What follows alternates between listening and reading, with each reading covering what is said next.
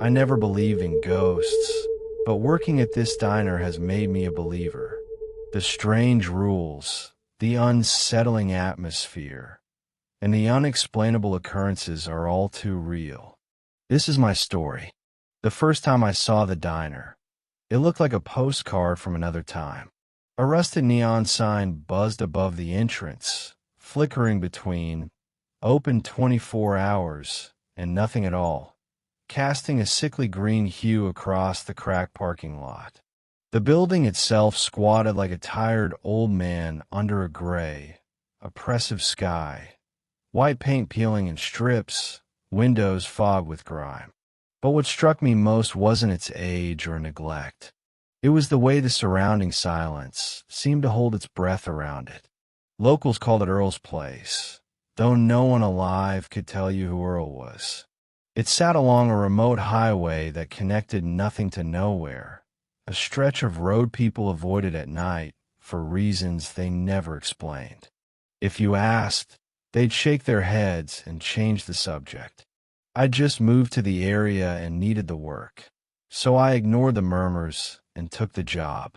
When I walked in for the first time, the air smelled like hot grease, old coffee, and something faintly metallic, like blood soaked into linoleum.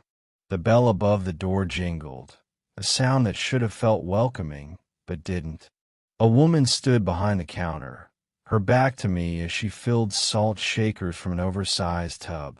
Her name tag read, Rhonda, and her auburn hair was tied back in a thick braid that reminded me of a rope. "You're the new night help?"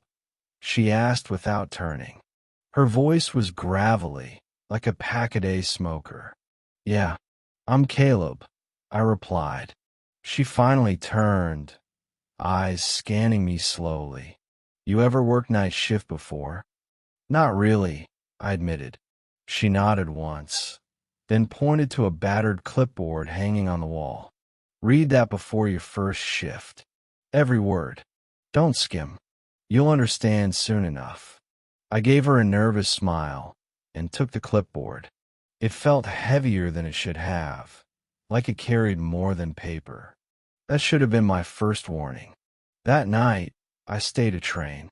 Rhonda showed me the basics: how to operate the soda fountain, where the knives are stored, how to reset the jukebox when it glitched. She moved with practiced precision, but her eyes kept darting to the windows like she was expecting someone, or something. Around midnight, she finally brought out the rules. There were 13 of them, typed on yellowing paper, the ink slightly smudged as if it had been copied many times over. Some were simple. 1. Never leave the front door unlocked, even during business hours. 2. If someone asks for Earl's Special, say we're out, no matter what. 3.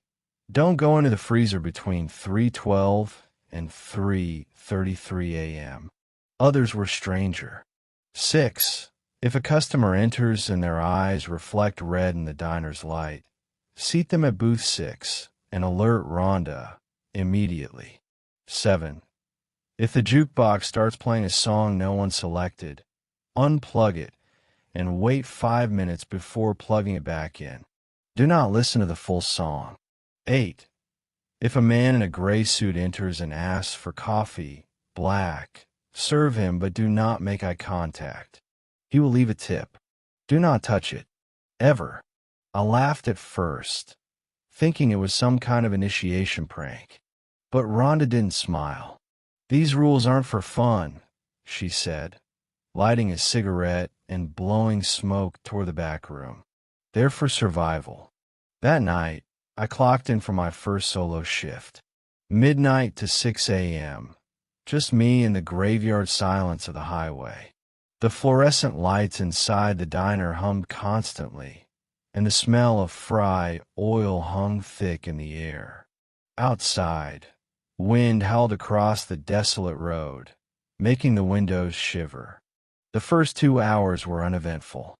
A trucker came in around 1 a.m., ordered coffee and eggs, tipped me a crumpled 20, and left without a word.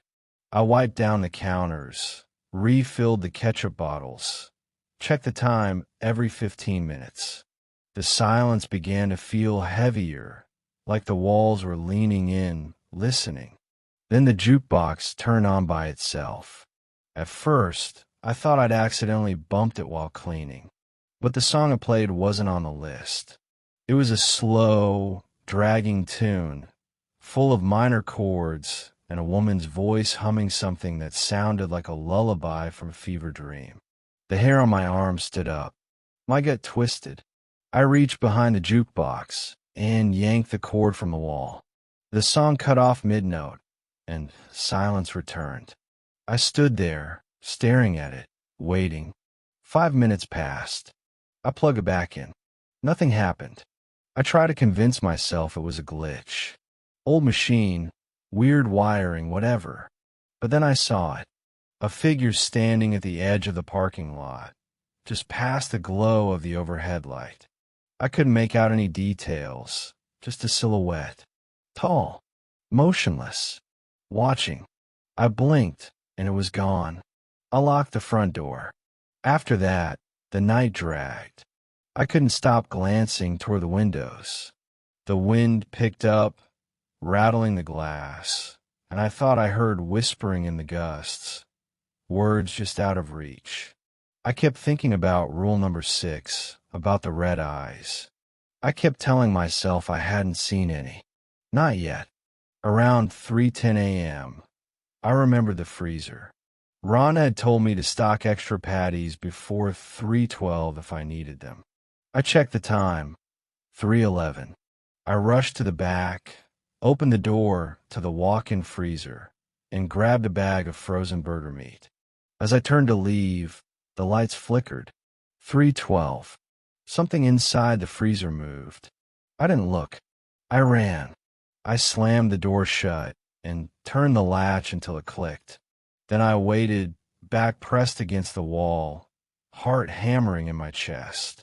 I heard a faint sound from inside, something between a growl and a whisper. I didn't go near the freezer again until sunrise. Rhonda returned at 6 sharp. She looked at me, saw the bags under my eyes, and gave a slow nod.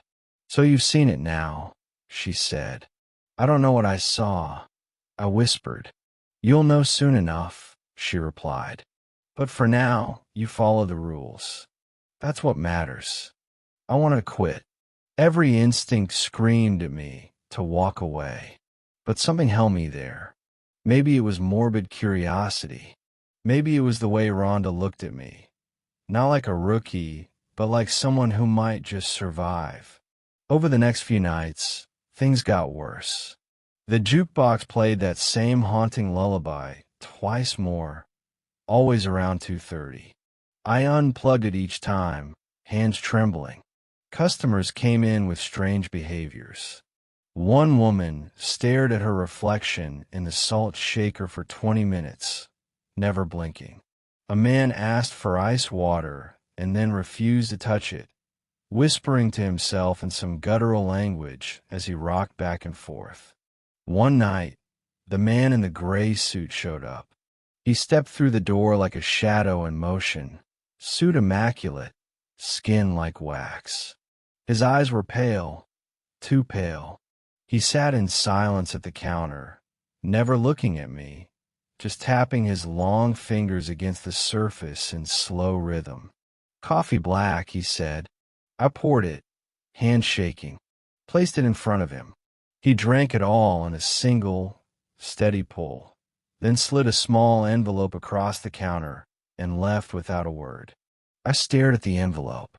It pulsed. I didn't touch it. When Rhonda came in that morning, she burned it in the kitchen sink. "You're learning," she said. I should have left then, but something about the place had its claws in me. The rules weren't just guidelines. They were a lifeline. I found myself memorizing them, reciting them under my breath. Every night felt like a test. One wrong move, one broken rule. I didn't know what would happen, but I knew it wouldn't be good. And then, on my 7th night, I saw her. Booth 6, A girl no older than 10. Pale skin, black dress, hair in 2 braids. She was drawing something on a napkin with a red crayon. I approached cautiously. "Can I get you something?" She didn't look up, just kept drawing. "What are you drawing?" I asked. She held up a napkin. It was a picture of me. Behind me was something tall and faceless, with hands like spider legs reaching for my shoulders. Then she vanished. Not walked away. Vanished. The drawing fell to the booth in her absence, crayon still warm. I picked it up and turned to Rhonda, who had just walked in for the morning shift. "She's back," I said, voice cracking. Rhonda didn't respond. She just closed the blinds and locked the doors, even though the sun was rising. I still don't know who that girl was, or what the thing behind me in the drawing represented. But I'm beginning to understand that this diner is more than haunted. It's hungry, and it's watching. The next night, I almost didn't show up. I sat in my car for 10 minutes before my shift started, gripping the steering wheel and staring at the flickering neon sign above the diner. It buzzed like an insect on its last breath, casting shadows that seemed to crawl over the cracked pavement. The drawing from the little girl haunted my thoughts. The thing behind me in the napkin sketch, its long fingers brushing my shoulders, its face a void. Rhonda had said nothing more about her. No explanation, no warning. Just locked the blinds and told me to get some rest. But how do you sleep after something like that? Still, I walked through the front door just before midnight and locked it behind me. The bell above the entrance gave its usual distorted jingle, a sound that had begun to feel more like a death knell than a greeting. The diner was empty. At least, it appeared that way. I made coffee, wiped down the counters, and double-checked the clipboard with the rules. By now, I knew them by heart, but something about reading them again, confirming that they hadn't changed, offered a strange kind of comfort, like a soldier counting bullets. The unease started around 12:30. I was refilling the sugar containers when the lights in the far end of the diner flickered and went out. Just the corner booth beneath the stained Elvis poster. I walked over, already reaching for the switch in the breaker room, when I stopped cold. The air shifted. There's no other way to describe it. It was like the temperature dropped 10 degrees, and the air got thick. Not just cold, but heavy. Breathing became harder, like I was inhaling water. And the silence was too complete. No humming lights, no creaking pipes, not even the buzz of the neon outside. It was as if sound itself had been swallowed. That's when I heard the scratching. It came from under the floor. Slow, deliberate. Something was dragging its nails, or claws, across the underside of the linoleum. A metallic scraping that vibrated up through my shoes. It moved from the darkened booth toward the counter, inch by inch. I backed away. As soon as I reached the safe glow of the kitchen doorway, the lights blinked back on. The hum returned. So did the heat. I exhaled sharply and gripped the edge of the counter to steady myself. That was the first time I heard about what the other employees called the crawl. When Rhonda arrived that morning, I told her everything. She listened without interrupting, nodding slowly as she poured herself a mug of bitter black coffee. "Rule 11, she said finally. If the lights in booth go out alone, do not investigate. It means it's looking for something. Or someone." "That wasn't on the clipboard," I said. "Some rules change," she replied. "Others are inherited." I didn't ask what she meant by that. That same night, the diner had a rush, if you could call it that. 3 people came in, one after another, within 20 minutes. All of them were strange in ways that didn't feel like coincidence. The first was a man in a soaked raincoat, even though the skies had been clear all week. He didn't speak, just pointed at the menu and made a low throat noise. I serve him soup, which he didn't touch. He sat motionless, staring into his bowl until it cooled and congealed. When I looked away to check the coffee pot and turned back, he was gone. The bowl still steamed. The second was a woman who smelled like burnt matches. Her eyes were too wide. Her pupils dilated until they nearly swallowed the whites. She ordered a burger, rare, and insisted on watching me cook it. I flipped it on the grill under her intense gaze. When it sizzled, she smiled. A thin line of blood trickled from her nostrils as she whispered, "You did it right this time." I had never seen her before in my life. The third was the worst. He came in at 2:47 a.m. tall, pale, wearing an old-fashioned bowler hat and a checkered vest that didn't match the time or the place. His mouth was too wide, filled with too many teeth. He didn't speak at all, just sat at the counter and tapped his fingers in a complex rhythm I couldn't follow. That's when the jukebox started up again. Same song. The slow, broken lullaby. The one I'd never chosen. I yanked the cord. He smiled.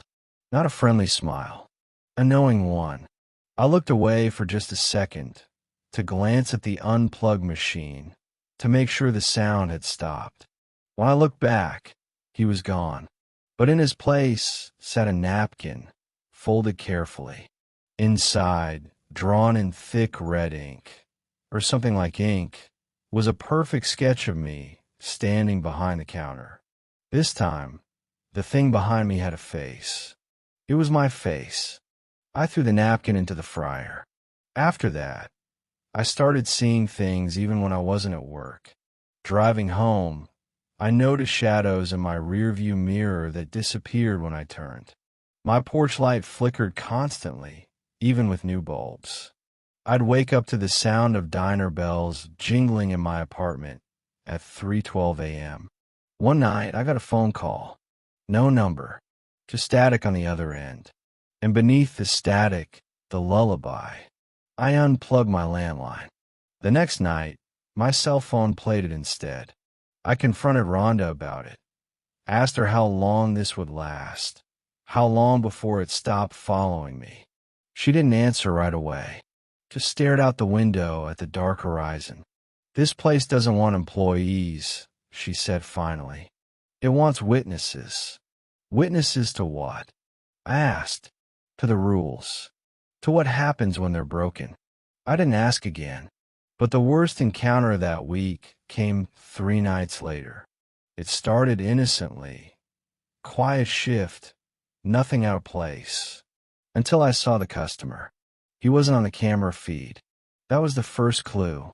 I checked the monitor in the kitchen, a habit I'd picked up since the red-eyed incident never came with a warning. But the booth was empty. Booth 6.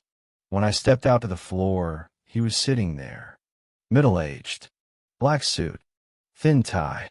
Pale skin. No reflection in the diner's greasy windows. And those eyes, dim, colorless pits that seemed to flicker with something behind them. I didn't approach. I backed into the kitchen and found Rhonda's backup phone, the old rotary that didn't connect to anything but could call her direct line. She picked up after one ring. "He's here," I whispered. "Booth 6, she asked. "Yes. I'm on my way. Do not speak to him. Don't take his order. Don't even look at him too long. He's the one who makes the rules." I didn't ask what she meant by that either. My brain was too numb. She arrived 5 minutes later and walked straight to the booth. They didn't speak. They just sat in silence, staring at each other for nearly 15 minutes. Then he stood, nodded once, and walked out. The front door opened and closed without a sound. The bell didn't ring. Rhonda returned to the counter, pulled out the clipboard, and crossed out rule number 4. "Forget about the radio," she muttered. "It doesn't matter anymore." But that rule said if the radio turns to static. "It doesn't matter anymore," she repeated, a bit louder this time. "It's been replaced." She wrote something new underneath. Rule number 14.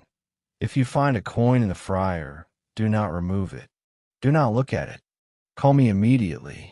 The pen she used bled through the paper like it was writing in ink mixed with ash. The moment the rule was written, the fryer behind us hissed. I turned and saw it. A single coin sitting in the basket. Steam rising from it. Humming. Don't touch it. Rhonda snapped. I wasn't going to. Good, she said, but her voice wavered. Because the last guy who didn't stay dead.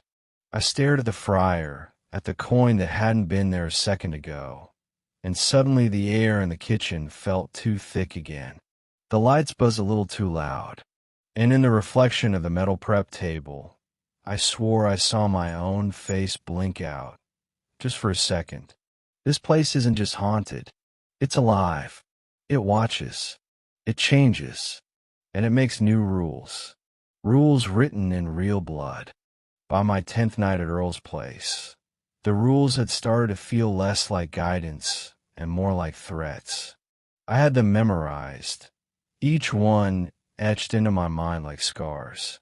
I recited them the way people say prayers during a storm, fervently, desperately, hoping something out there is listening. And maybe something was. Because every time I so much as thought about breaking a rule, something shifted in the air. Like the diner itself held its breath, waiting to see what I'd do. The rules weren't suggestions. They were warnings. Rhonda had once said the rules weren't written to protect us from the customers. They were written to protect us from the diner. That was the night I finally learned what happens when a rule is broken. It started innocently. Rhonda had a family emergency and couldn't make it for the morning shift. That meant I'd be alone for a bit past sunrise. I wasn't thrilled, but after everything I'd seen, daylight had begun to feel just as dangerous as night. There was no safe time here, only quieter moments between the horror. A new employee named Trevor was scheduled to train under me. Young guy, fresh out high school, clean cut, overconfident. The kind who thought ghosts were just Halloween stories and horror was a marketing gimmick. I'd been like that too once. He showed up at 11:45 p.m., all smiles, with a bag of fast food in one hand and earbuds in the other. "This place is a dump," he said, laughing. "Smells like dead squirrels. Shut the hell up and don't touch anything." I snapped. "You read the clipboard?" He shrugged. "Yeah, skimmed it. It's a joke, right? Rules for the spooky diner." I stared at him. "You think this is funny?" He grinned. "Come on, man. It's fake. I've seen TikToks like this." I grabbed the clipboard, shoved it into his chest. "Read. All of it. Now." He rolled his eyes, but sat in a booth and started reading. I watched his face go from cocky to confused. By the time he got to rule number 13, his hands had started to shake. Who makes these rules?" he finally asked. "They make themselves," I said. That night was quiet. Too quiet. The kind of quiet that presses against your ears and makes your heart race for no reason. A couple of truckers came in around 1 a.m., ate in silence, and left without finishing their meals. I didn't ask why. At 3:08 a.m., Trevor asked if he could grab more ketchup packets from the storage freezer. I looked at the clock. 3:08. "Make it fast. You have 3 minutes." He nodded and disappeared into the back. 3:11 came and went. At 3:12, the overhead lights flickered. A cold gust of air surged out from the kitchen. I dropped the plate I was holding and sprinted to the back, heart thundering. The freezer door was open. Inside, Trevor stood facing the far wall. The air was thick with frost. Ice coated the inside of the metal like a frozen tomb. "Trevor," I shouted. He didn't respond. I stepped inside, ignoring the spike of fear in my gut. The door slammed behind me. The air went dead. No hum of electricity. No sound at all. Trevor's head slowly turned. His eyes were pitch black. His lips parted, and a voice that wasn't his came out, deep, gravelly, wet. You let him break the rule. I backed up against the door, slamming my hand against the release lever. It didn't budge. The freezer is sacred. The thing inside, Trevor whispered. It's where the first rule was born. What do you want? I asked. It grinned. A cold, hateful grin. Obedience. And then it was gone.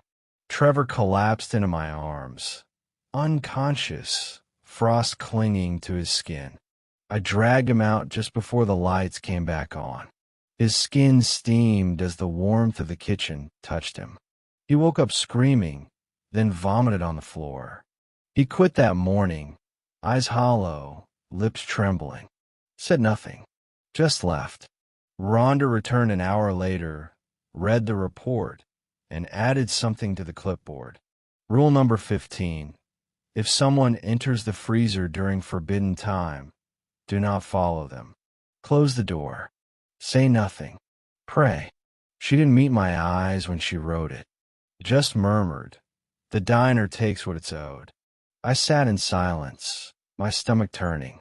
I thought the rules were meant to protect us, I said. They are, she replied. But they're also payment. For what? For being allowed to survive. After that, I stopped treating the rules like oddities. They weren't arbitrary. They were binding agreements. Every rule had a reason, and every reason had a story. The worst part was, none of them were written by people. Not anymore. Some of the rules changed, depending on who was working. Others were static, unbreakable. One night, I found an older rule, one scratched into the underside of the counter with something sharp. Never whistle after 2 a.m. It wasn't on the clipboard. I asked Rhonda about it the next morning. That one's old, she said. We lost someone before it was added to the list. You hear someone whistling after 2 a.m. Even if it sounds like you, don't answer. Don't look. But who writes them? She just looked at me. Not who. What? Later, I started seeing notes appear that no one claimed writing. Scribbled on receipt paper. Tucked behind syrup bottles. Some were rules. Others were warnings. Do not answer if the payphone rings. She hides behind a coffee machine. It's not Rhonda after 5:01 a.m. The last one haunted me. I started watching Rhonda closely at the end of every shift. She seemed normal, tired, gruff but sane. Until one morning, I caught her standing in the kitchen alone, staring into the fryer. Whispering to it, I asked what she was doing. She turned slowly, smiled too wide, and said, just making sure it sleeps. She never remembered saying that the next day. A week passed without another incident. Then, the coin reappeared. This time, it was on the counter. Same old silver coin, humming faintly, vibrating like a tuning fork. I didn't touch it. I called Rhonda. She came in and saw it, her face going pale. That's not good, she muttered. What is it? She didn't answer, just took out her lighter and burned the paper under the clipboard, erasing rule number 14. It's obsolete now, she said. It's chosen you. Chosen me for what? She stared at the coin. To become the keeper. I didn't like the way she said that. Like it was a death sentence wrapped in a job promotion. The diner chooses someone every few decades, she explained. Someone who follows the rules, survives the tricks, listens instead of fights. You've been doing that. I didn't ask for this, I whispered. No one does. But now that it's watching you, there's no way back. You either keep the rules, or you become one. That night, the fryer was cold. No coin, no humming. But when I turned off the lights at the end of my shift, the reflection in the glass door showed someone standing beside me. I turned. No one there. But the reflection lingered for just a second longer than it should have. I'm beginning to think the rules aren't the only things the diner creates. It makes copies, echoes, things that look like us, move like us, work the shift just like us. And if you stop following the rules long enough, it replaces you. The man returned on a Monday. I remember that detail clearly because the diner is always slow on Mondays. It's like the place knows that the first day of the week is sacred to exhaustion and reluctant beginnings. And for that reason, it rarely entertains anything more than a few lonely souls in the booths and a trucker or two drifting in from the endless blacktop. But that night he came back, the same man from before. Thin, pale, gray suit pressed to perfection, same colorless eyes that never blinked.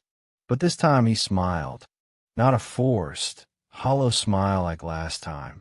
This one was deliberate, confident, like he knew something I didn't, and he wanted me to know he knew it. He walked in at 1:06 a.m., exactly. The moment the jukebox had finished cycling through a slow Roy Orbison tune, the door creaked open, the bell above it fell silent, and he stepped in. I was behind the counter, stacking mugs, but when I looked up, I froze. Booth 3. He always sat at booth 3. I didn't speak. I didn't need to. Rule number 13 was burned into my brain. If a man in a gray suit enters and asks for coffee, black, serve him, but do not make eye contact. He will leave a tip. Do not touch it. Ever. I grab a clean mug. Pour the coffee. My hands were trembling, so much the cup rattled on the saucer. I brought it to him without looking directly at his face. As I set the mug down, I saw it. His reflection in the window behind him didn't move. It stayed perfectly still, smiling at me, even though his actual face was blank. "Thank you, Caleb," he said. I nearly dropped the saucer. He had never spoken to me before. Not like that, and definitely not by name. He took a sip of the coffee, then gestured to the booth across from him. "Join me." I backed away slowly, heart pounding. That's not part of the rule," I said. He raised an eyebrow. "Some rules are meant to be followed. Others are meant to be tested. Wouldn't you agree?" I didn't move. I couldn't. My legs felt like they'd turned to stone. His voice was calm, polite, almost friendly. But there was something underneath it, a humming vibration that seemed to settle in my bones and twist. He tapped the table once, and that's when I noticed it. The tip. It wasn't money this time. It was a tooth. Human. Still bloody at the root. Sitting neatly on a paper napkin, with my name written beneath it in perfect cursive. I stumbled backward. He sipped his coffee again, then said, "You're asking the wrong questions, Caleb. You keep wondering what the diner is. But the better question is who it remembers."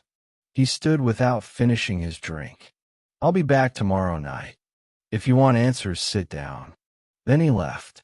The door never opened. The bell never rang. He just wasn't there anymore. The tooth remained. I didn't touch it. I wrapped it in the napkin using tongs, locked in the supply cabinet under the register, and taped a note on the door. "Do not open until dawn." When Rhonda came in at 6 a.m., I told her everything. She didn't flinch. She didn't even look surprised. "That's not just a patron," she said. "That's a keeper." I thought I was becoming the keeper. She looked at me then, eyes hard. "There's more than one kind." She explained that long before the rules were written, before the diner even had a name, there were visitors who came in not for food, not for service, but for remembrance. They come to watch, to measure, to weigh the choices we make. They wear human skin like a uniform, she said, pouring herself a coffee. But they're older than roads, older than light. I didn't sleep that day. I couldn't. And when I came back that night, he was waiting. Booth 3 again. Same suit. Same eyes. A new smile. I sat down across from him. I had to know. I had to understand what this place was and why it had chosen me. "What are you?" I asked. He stirred cream into his coffee, even though he'd asked for it black. "Not what," he said. "Who?" He leaned forward, and the lights above us dimmed. "I was the first," he said. "The first employee. The first to follow the rules. I made them, one by one, from blood and breath and broken promises." I stared at him, unable to look away. "I wrote them in grease. In skin. I tested the boundaries, pushed the veil, until I became part of the diner. Until I became one of the remembered." He held out his hand. Inside his palm was another tooth. This one was black, charred at the root. "For you," he said. I didn't take it. He laughed softly. "Smart. You're learning."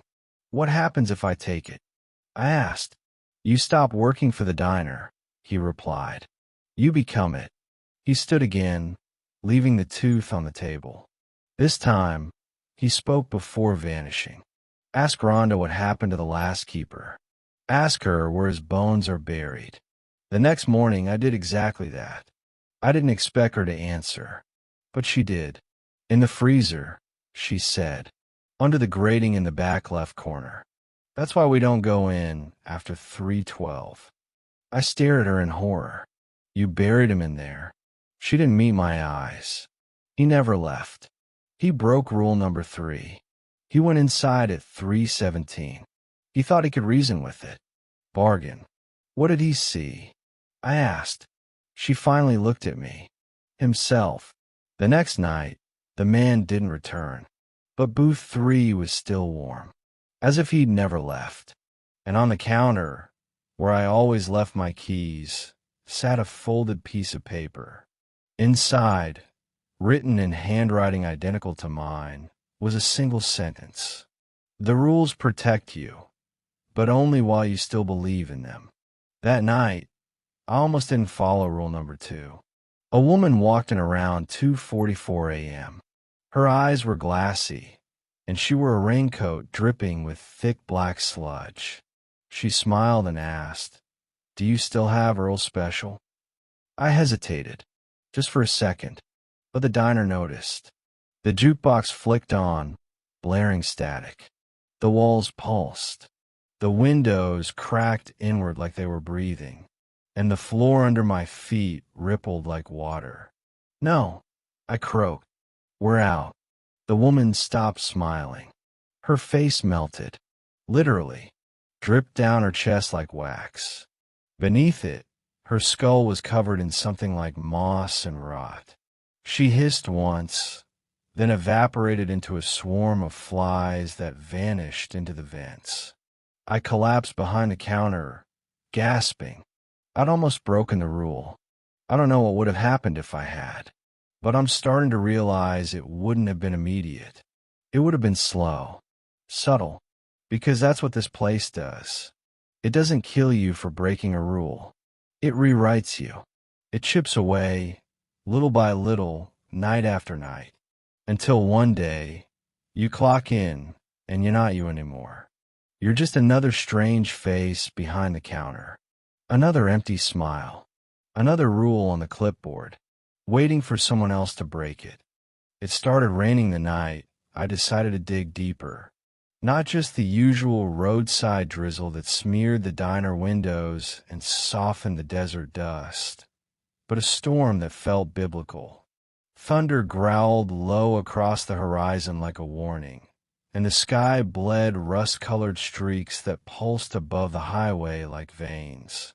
The neon signs sputtered and failed entirely, leaving the diner bathed in a gray pallor, lit only by the flicker of the kitchen fluorescents and the red glow of the open sign that should have died decades ago. I clocked in early. Rhonda wasn't there. Her note, scrawled in sharp black marker on the back of a receipt, was taped to the wall above the register. "Gonna fetch something that shouldn't be awake." Don't trust the mirror past 3 a.m. If the freezer breathes, let it. I read it twice before folding it and putting it in my pocket. The rules hadn't changed that night. Not officially, but something was different. The diner's atmosphere was tighter, its presence heavier. It felt like being watched through a thick veil, like something had shifted just enough to tip the balance. That was the night I found the cellar. I didn't know the diner had a basement. No one had mentioned one. But after mopping near the back hallway, I noticed a floor tile that clinked differently when I stepped on it. Hollow, metallic. I pried it up with a butter knife and found a latch beneath, rusted shut.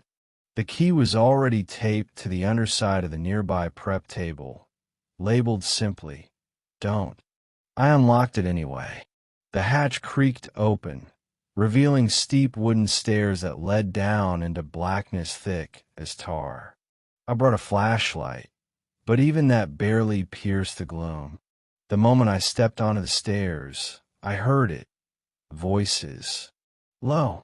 Whispers that slipped through the cracks between each step, murmuring my name with breathy reverence. "Caleb, you're late."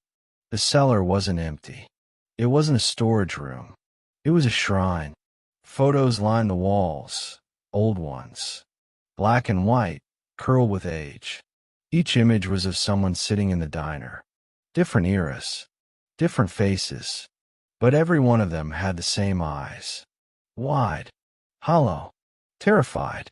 Pinned beneath each photo was a handwritten rule. Some I recognized.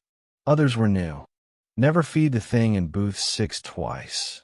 Only mop clockwise. If your reflection speaks, answer once, never twice.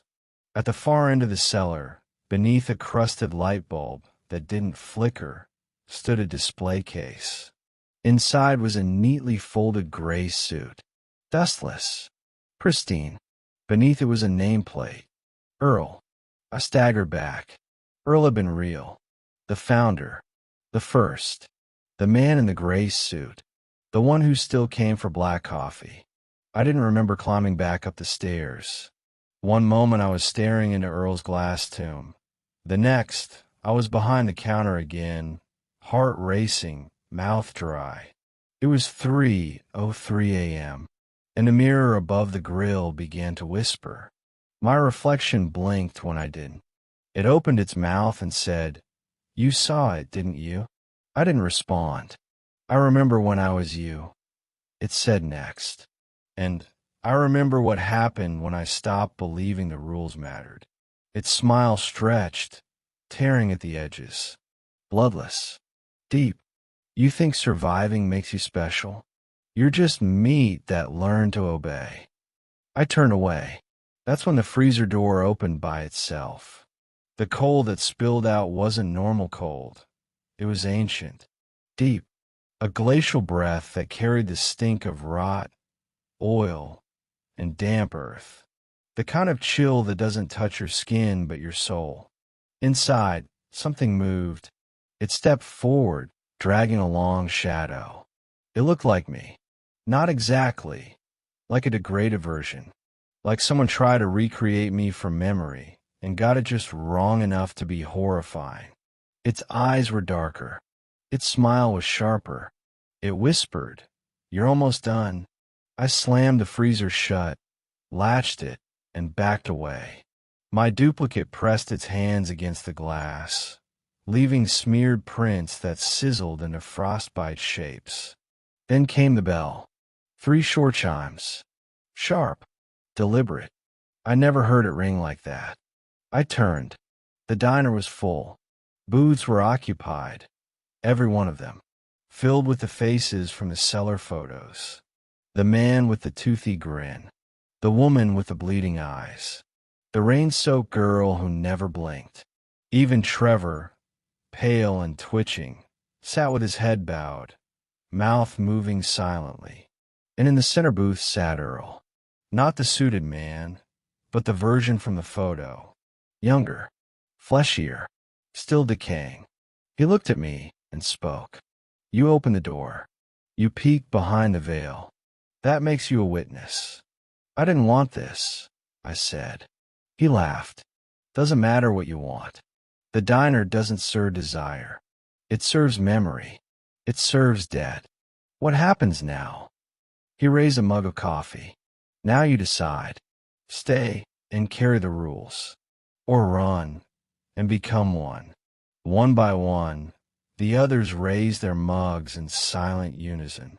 Rhonda entered through the back at that exact moment. She looked tired, older than yesterday. I hoped you wouldn't find the cellar, she said, voice soft. But maybe it's time. Time for what? I asked. She pulled the clipboard from under her arm and handed it to me. The rules had changed again. Rule number 1 was now blank. It's yours to write, she said. You've lasted 14 nights. You've obeyed. You've seen. That makes you the next. The next what? The next protector. The next author. The next lie people believe to feel safe in the dark. I stared at the paper, and I wrote, Rule number 1, always lock the door behind you. Not to keep things out, but to keep yourself in. The diner shuddered once, as if breathing. The patrons disappeared. Only Rhonda and I remained. She smiled, the first genuine smile I'd seen from her. It accepts you. I asked her if I could leave. She shook her head. Not really. You're not just an employee anymore. You're part of the menu. Now, every night, I work the counter. I don't age. I don't sleep. I watch. New faces come and go. Some laugh off the rules. Others vanish, trying to rewrite them. Sometimes, I see myself in them. But I don't stop them. I only hand them a clipboard. And if they ask about the man in the gray suit, I tell them. Don't look him in the eyes. Don't take his tip. And if they ask who Earl is, I smile and pour them a cup of black coffee.